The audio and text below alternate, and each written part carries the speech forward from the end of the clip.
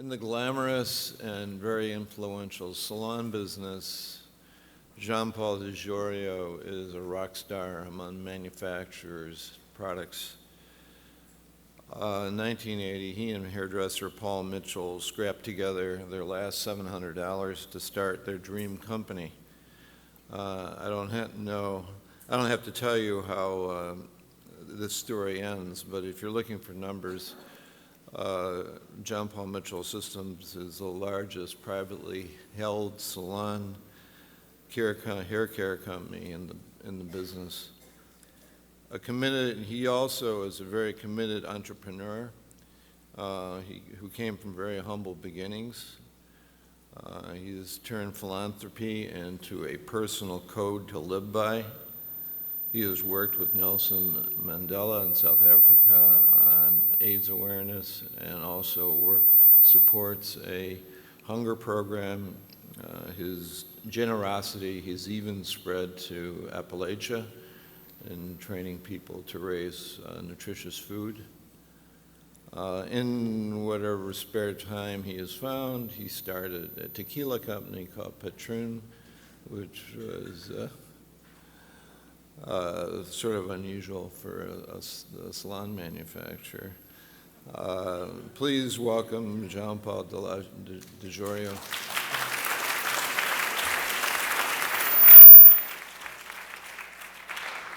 Thank you.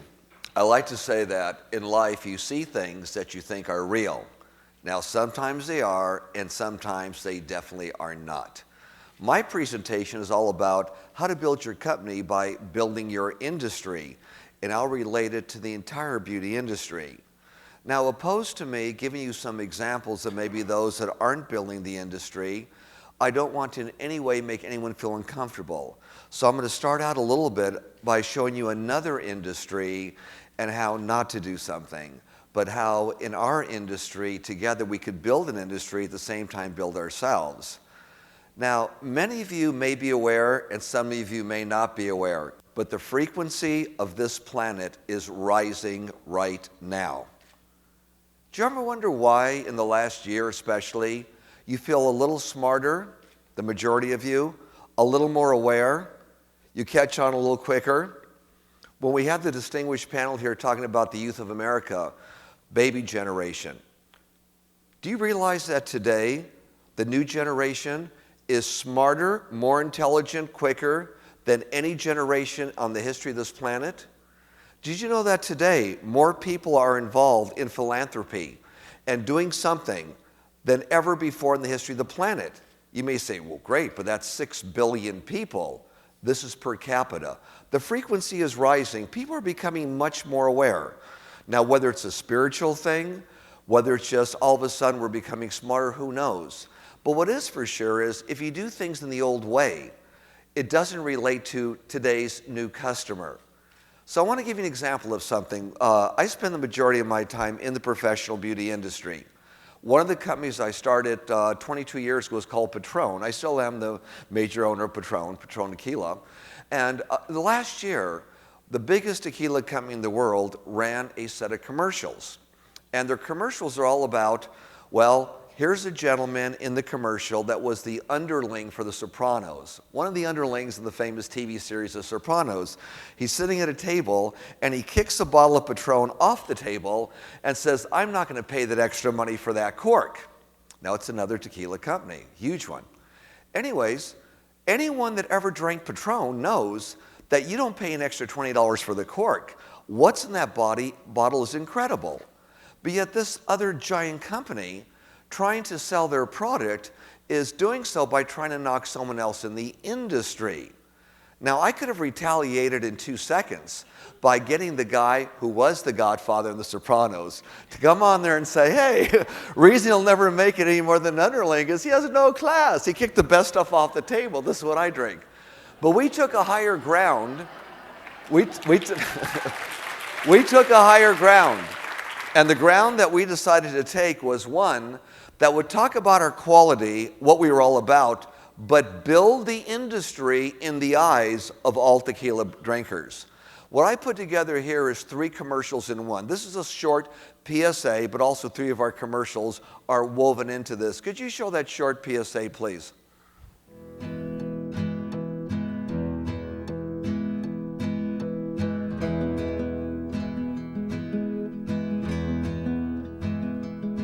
In 1989, I co-founded Patron Tequila, and today it's the #1 ultra-premium tequila in the world. But more important, it's doing a lot of things because of its existence to help the people that work there have happier lives and have the world have a happier existence.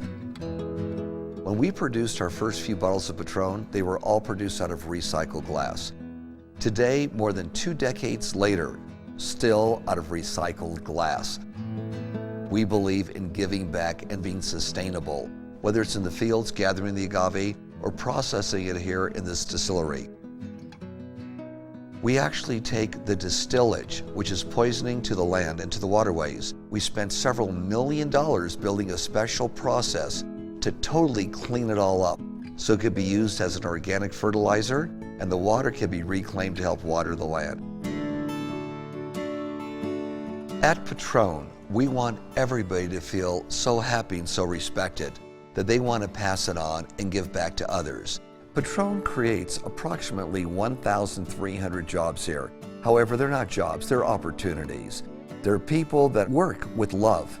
So when they go home and go in the community, they practice that same love they experience here. We are now involved in quite a few charities. For example, the St. Bernard Project that is put together to rebuild St. Bernard Parish in Louisiana. Even though the hurricane came through years ago, there are so many people that do not have a home yet. We're all about rebuilding their houses to get people to come home again with dignity. Rebuilding communities is definitely a passion of mine. Action against hunger is something that is necessary because throughout our planet there are a lot of hungry people. And we take great pride in helping reverse that through some of the programs we are involved in. Without water, there is no life. Without clean water, there's no healthy life.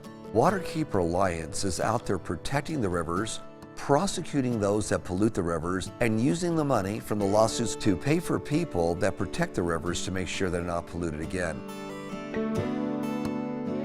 One of the, shall we say, cultures of Patron is getting involved and making the world a better place to live because we're here. Making tequila is a privilege. Making someone else's life a little more perfect is what inspires us. What inspires you?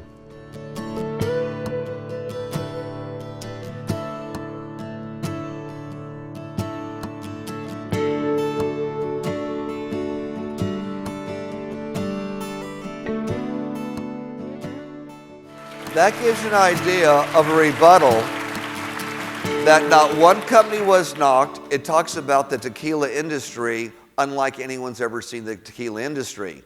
Did this help out the tequila industry? Heck yes. The tequila sales last year grew. Did it help out Patron? Last year, Patron became the #1 by dollar volume tequila company in the world. And we're only 23 years old. You help out. Now, I want to relate this now to our industry and what we do in the beauty industry. As we look at the beauty industry, the professional industry, you look at what does the industry need? Now, John Paul Mitchell Systems products are only sold in salons. If you find any bottle of our product in any drugstore or supermarket, it's counterfeit or black market. We don't put it there. Our whole focus is on the professional beauty industry. So we know this, in order for us to grow, the industry must grow. In order for us to be prestigious, the industry must be seen as a prestigious industry. So we looked at the base, and that was beauty schools. Throughout the United States, they had thousands of beauty schools, thousands of them throughout the United States. The majority of beauty schools would take the students' money and teach them what they needed to pass the state board exam. In most cases, not how to be a career professional and how to really come across with dignity and class.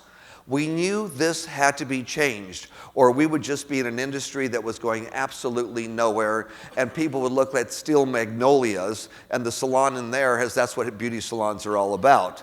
We knew that had to change because it wasn't what the industry was all about. So I invested 10 years ago in starting beauty schools throughout the United States. I've invested millions of dollars in beauty schools. Started 10 years ago. We have about 110 right now and a couple overseas that we're starting. Want to first of all let you know, has it been very profitable for me? No. Will it one day? I hope so. But is it profitable for my industry? You better believe it.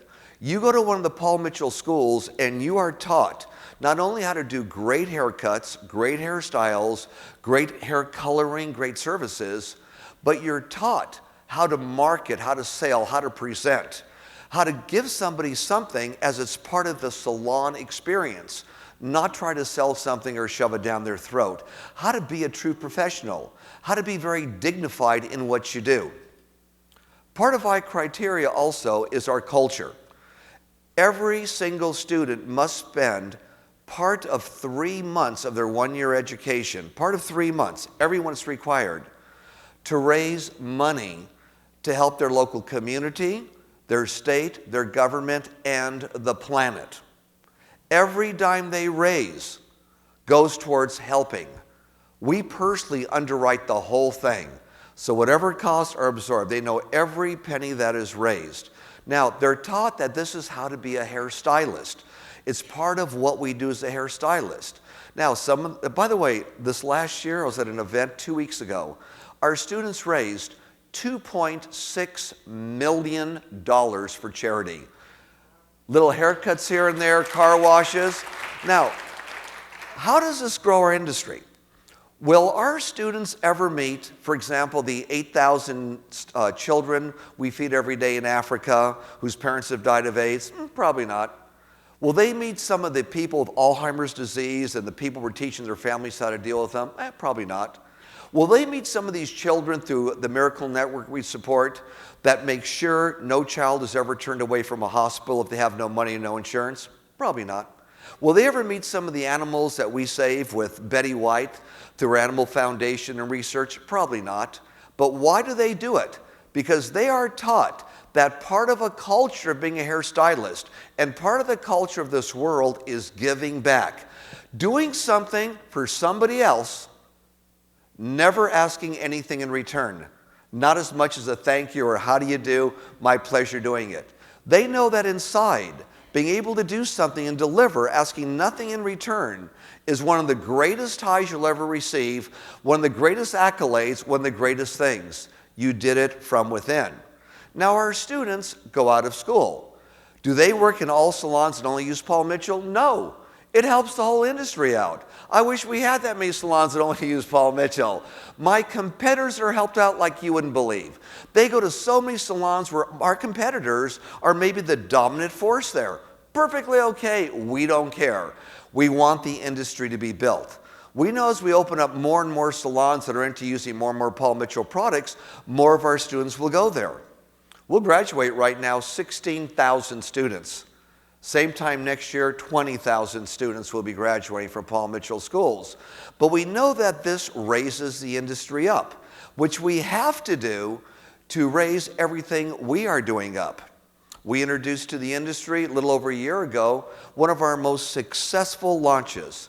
It was called Paul Mitchell Avapui Wild Ginger. Very expensive line. No sulfates.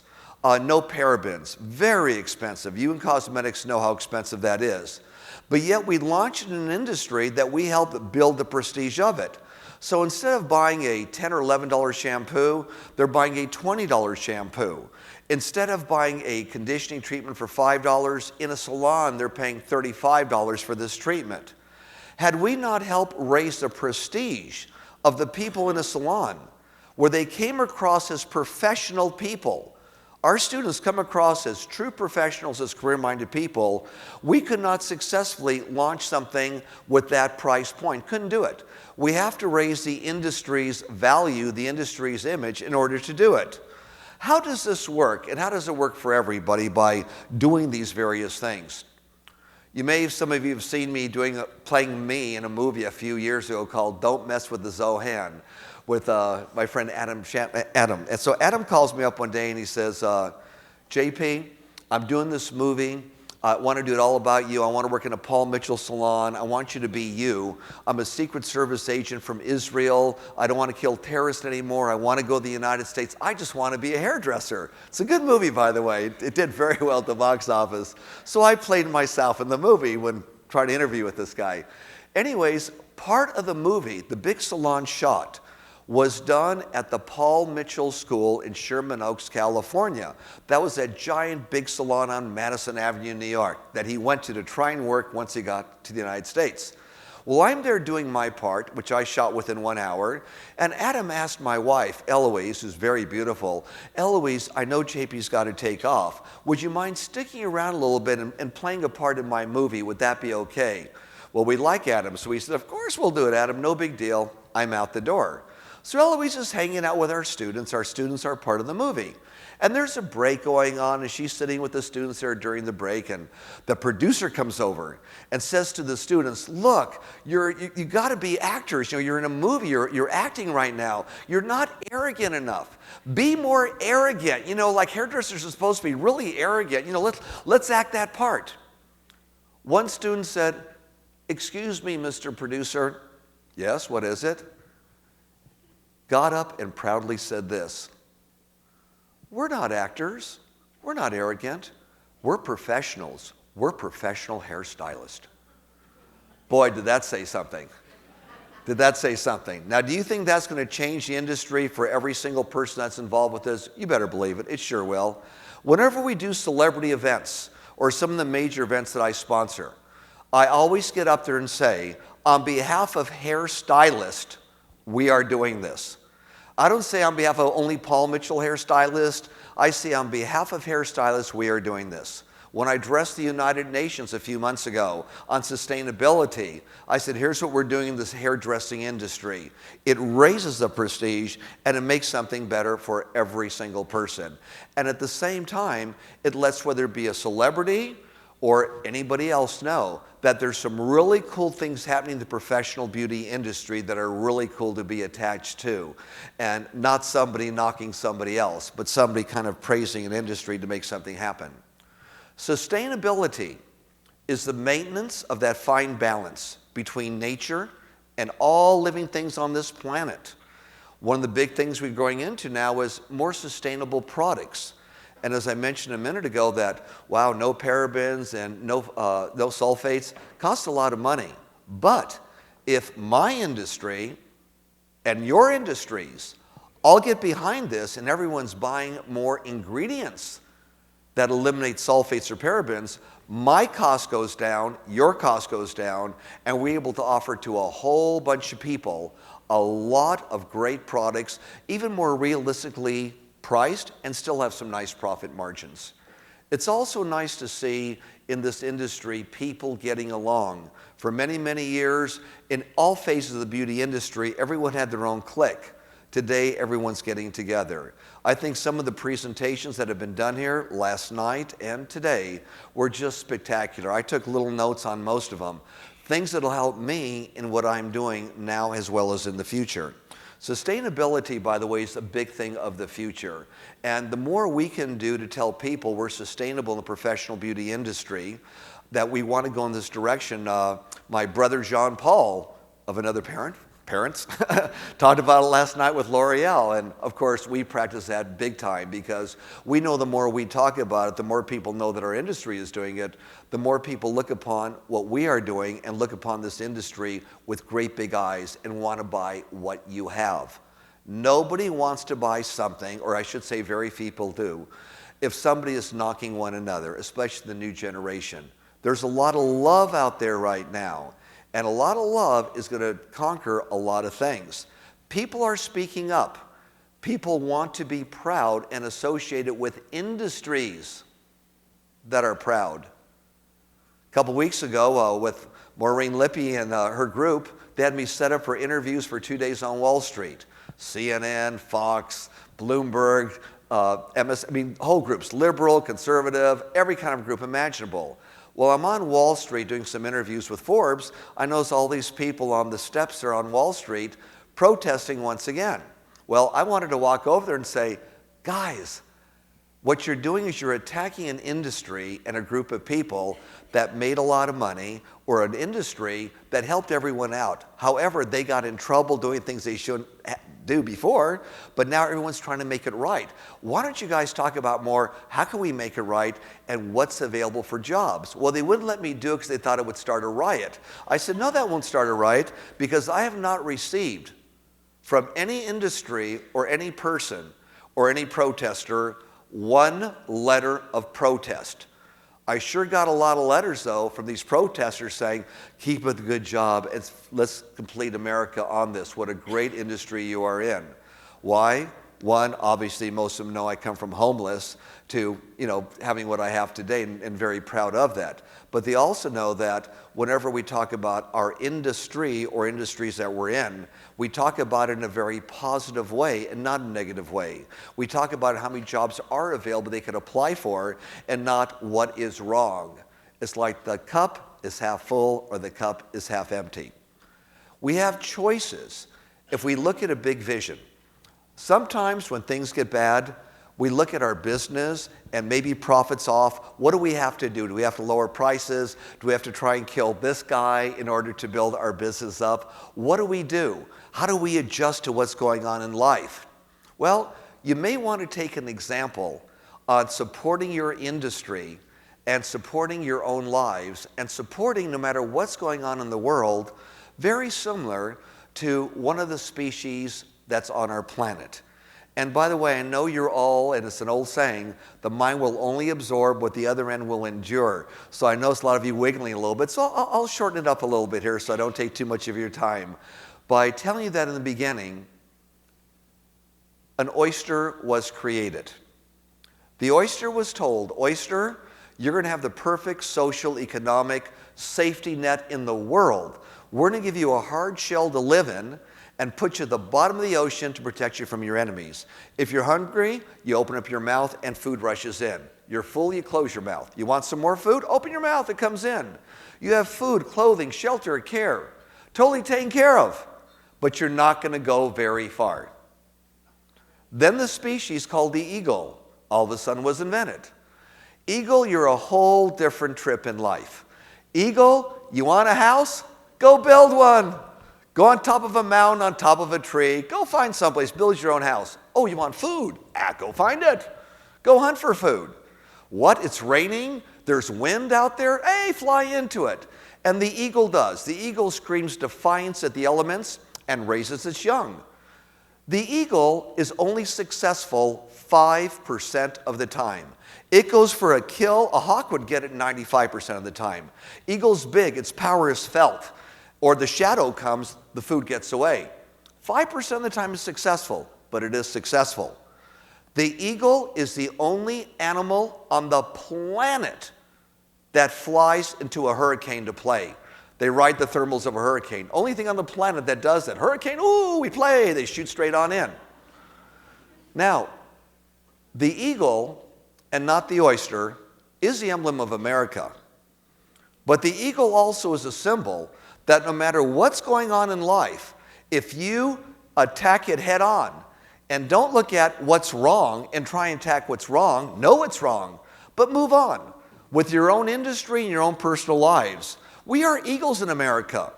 No disrespect to any country in this world, okay, but we're not communist, we're not socialist. We're eagles, okay? We are people that fight our own way and get somewhere.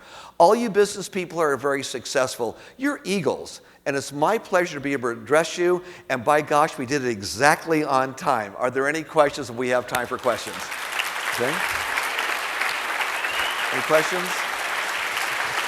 Comments, criticisms? Take it all.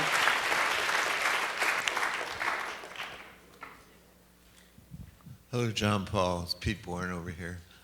Sustainability is an obvious parallel, sustainability of ingredients that this industry could do as well as the professional beauty industry. Do you see any other parallels that could be done in the cosmetics industry that you have been doing, perhaps with schools for sales associates or beauty advisors? Sure, no, definitely. In fact, what we do is we have our consumers, by the way, our salons and so forth, go to schools for information and go to schools to see what's going on.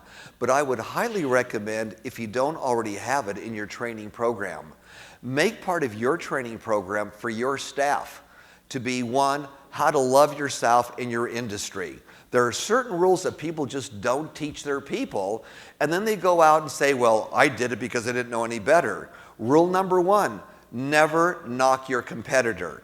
Number two, no matter what the customer tells you, they're right. I can appreciate that. However, keywords, I can appreciate that, however, and you tell them your story. But if the whole industry taught everyone that worked for you, don't knock your competitor, praise the industry. If someone talks about a good product they're using and it's not your product, by gosh, teach them from the beginning. You know, that's probably a fabulous product, and I'm glad you're happy with it. By the way, let me show you what's new over here. By doing this, all of a sudden the prestige of your industry and the prestige of your people is growing. And as Mr. Rubin so well pointed out, teach them your culture. Teach them how to be happy. At John Paul Mitchell Systems, we have little to no turnover. Same with Patron. Same with John Paul Pet and other companies. Because we teach everybody how to love one another. We teach them in school, we teach them in programs we do, how to be happy, how to look at something good, how not to criticize something that may not be so good, whether it is so good or not. And that should be something that everyone should put in their training programs. And then all of a sudden people look at, hey, look at all these wonderful smiles, these happy people. These people are helping us recommend for a solution, opposed to trying to sell something or cram it down our throat. Does that answer that okay for you, sir? Okay. Others? Lunchtime! No, sorry, sir. Let me let the gentleman back up who's conducting this. Thank you.